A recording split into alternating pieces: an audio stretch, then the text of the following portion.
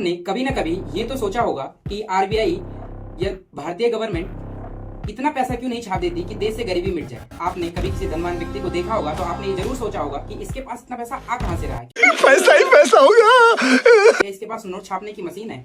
तो ऐसा बिल्कुल भी नहीं है। भारत में नोट केवल आरबीआई के द्वारा ही छापा जा सकता है, जो कि मैनेज किया जाता है मिनिस्ट्री ऑफ फाइनेंस के द्वारा। आरबीआई यानी कि रिजर्व बैंक ऑफ इंडिया, जिसकी स्थापना 1926 में की गई थी।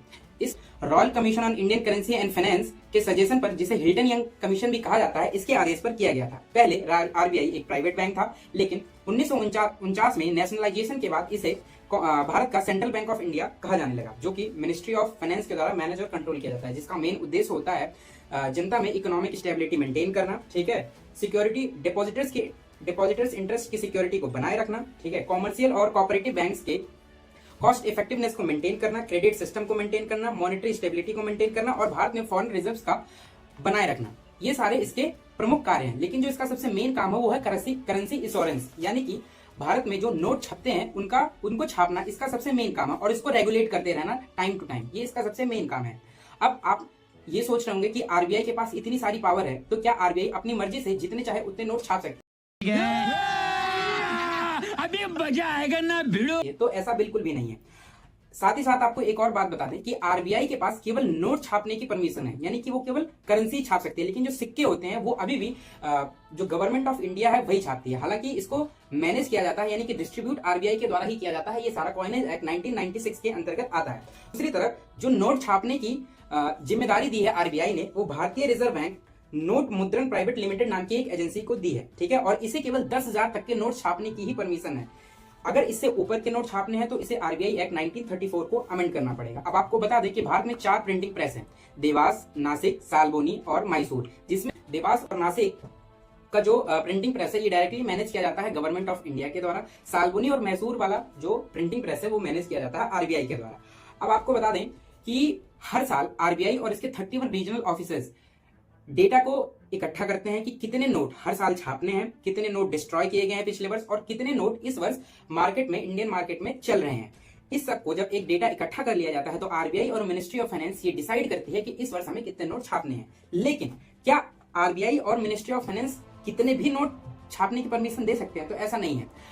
हम आरबीआई कभी भी अनलिमिटेड नोट नहीं छाप सकती। इसके 2 मेन रीजन है। पहला एमआरएस, मिनिमम रिजर्व सिस्टम, और दूसरा इन्फ्लेशन। मिनिमम रिजर्व सिस्टम, इसमें 1957 में ये एक्ट पारित हुआ, जिसके अंतर्गत आरबीआई को हर साल 200 करोड़ के एसेट्स को अपने पास मेंटेन करके रखना होगा। मिनिमम इतनी एसेट्स को मेंटेन करके रखना पड़ेगा, जिसमें से जो 200 करोड़ है वो 200 करोड़ में से 115 करोड़ गोल्ड के फॉर्म में, बाकी जो 85 करोड़ है वो फॉरेन करेंसी के फॉर्म में इसको मेंटेन करके रखना पड़ता है। अब अगर मान लिया आरबीआई ने इससे ज्यादा नोट्स छाप दिए, 200 करोड़ की वैल्यू से ज्यादा नोट छाप दिए, तो एक चीज याद रखना, जब भी किसी व्यक्ति के पास कोई नोट दिया जाता है तो उसके ऊपर आरबीआई गवर्नर के सिग्नेचर होते हैं, और उस पर एक नोट लिखा होता है कि किसी भी नेचुरल क्लैमिटी, इन्फ्लेशन या वॉर या डिप्रेशन के टाइम पे उस नोट की जो वैल्यू है वो आरबीआई आपको प्रोवाइड करेगी, whether in a form of gold, ठीक है। इसीलिए गोल्ड को आरबीआई को अपने पास रखना पड़ता है।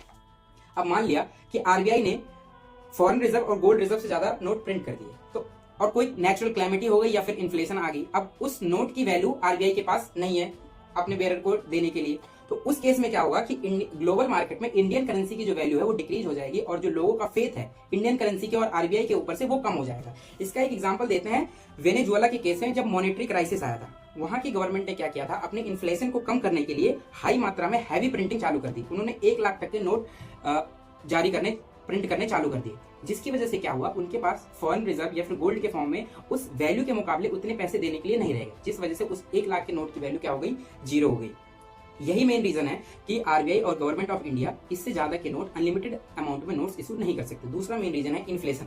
याद रखिए, मैंने आपको बताया था आरबीआई के मेन उद्देश्यों में से एक उद्देश्य ये भी है कि आरबीआई को इकोनॉमिक स्टेबिलिटी मेंटेन करनी पड़ती है। अब इन्फ्लेशन क्या होता है? इन्फ्लेशन होता है जब गुड्स और सर्विसेज की प्राइसेस किसी भी देश कंट्री में बढ़ जाना, उसका मतलब होता है इन्फ्लेशन। अब इसका मेन रीजन क्या होता है? Demand supply. किसी भी प्रोडक्ट की डिमांड ज्यादा होना लेकिन उसकी सप्लाई कम होना। मान लिया लोगों के पास पैसा बहुत ज्यादा है, ठीक है, किसी गुड्स को खरीदने के लिए, लेकिन उस गुड की सप्लाई कम है, तो यानी कि परचेजिंग पावर आदमी के पास ज्यादा है, तो उसे ज्यादा पैसे में देके खरीदने की कोशिश करेगा। इसी चीज को कम करने के लिए जब भी डिमांड बढ़ती है किसी चीज की और सप्लाई कम होती है, तो गवर्नमेंट क्या करती है, उस गुड की प्राइस इंक्रीज कर देती है, जिससे क्या होता है, लोगों की परचेजिंग पावर और डिमांड सप्लाई की गैप को कम किया जा सके। एक एग्जांपल देखते हैं जिम्बाब्वे के केस में।